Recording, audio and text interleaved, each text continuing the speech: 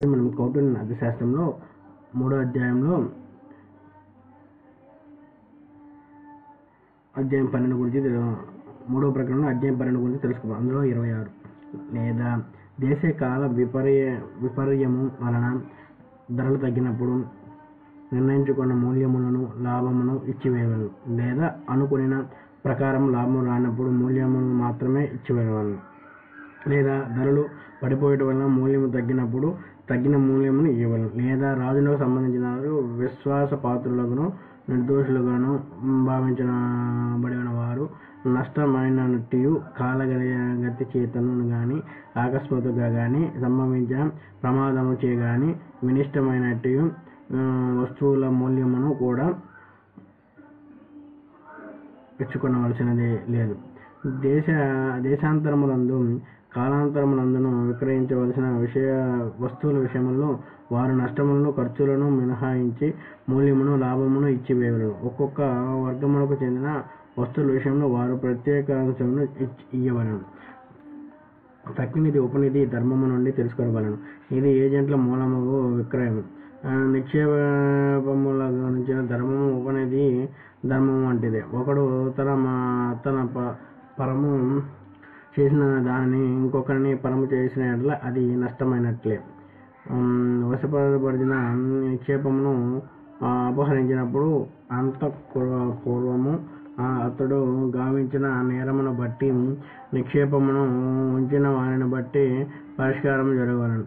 ఏలైనా కర్మకారులు శుచులకారులు సాక్ష్యమును బట్టి పరిష్కారము జరగవలెను.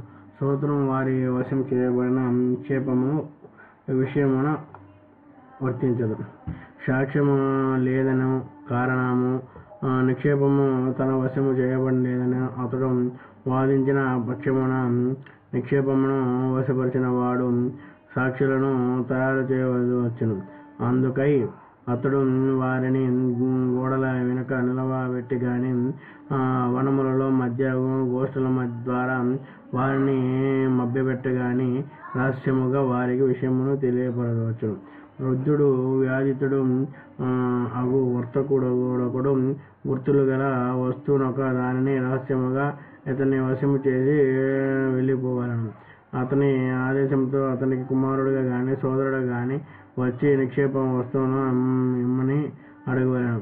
అతడు దాన్ని ఇచ్చి వేయవలసిన శుచి అన్యథ ప్రవర్తించినప్పుడు నిక్షేపమును ఇచ్చి స్థేయదండమును తొలగించినందుకు విధించుటను చెల్లించవలెను.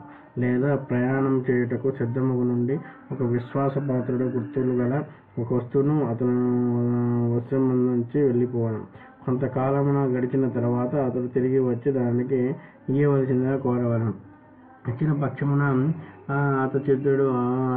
అతడు శుచి అన్యథ ప్రవర్తించిన ఎడల నిక్షేపమునిచ్చి స్థేయదండములను చెల్లించవలెను. లేదా అతడే గుర్తులు గల వస్తువుల ద్వారా అతన్ని శోధించి జాగ్రత్త పడవచ్చును. లేదా బాలిసిన వలె నటించుచు ఒకడు పన్నులు చెల్లించిన లేదనో కారణము గాని రాత్రిపూట సంచారం చేయుచున్నాడనో కారణము గాని రాజభటులు పట్టించుకోకపోవచ్చు వారనే భయమును ప్రదర్శించవచ్చు.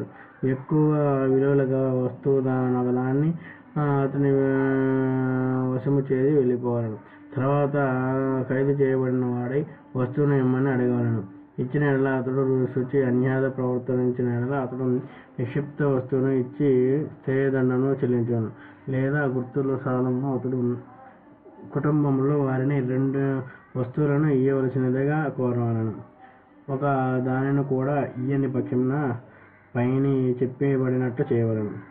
ప్రతివాది అనుభవంలో ఉండు వస్తువును అతనికి ఎట్లు లభించినది, వ్యవహారకరమైన వస్తువులు గుర్తులు నిక్షేప వస్తువును సంపాదించుటకు వానికి గల శక్తి వీటన్నింటికి పరీక్షించి తీసుకునవలను. దీని నుండి రహస్య సంగమ గురించి తెలుసుకునవలను. కావున ఎవడు గాని బంధువులతోనూ ఇతరులతోనూ చేయదలుచుకుని వ్యవహారములను సాక్షుల సమక్షమున బహిరంగముగా దేశము కాలము ప్రమాణము వన్నెలకు సంబంధించిన వివరములకు స్పష్టించి చేసుకుని ఇది ధర్మస్థీయమున 3వ అధికారము ఉప అధికారమును బండ అధ్యాయం.